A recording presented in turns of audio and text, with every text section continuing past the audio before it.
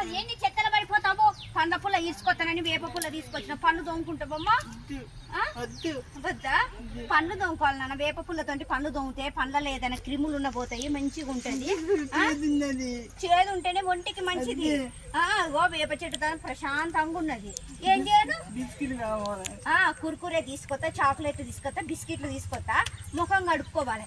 వేప పుల్లతోటి ముఖం కడుగుతేనే నేను ఇవన్నీ తీసుకొచ్చి పెడతా, లేకుంటే లేదు. ఎత్తుకోనా?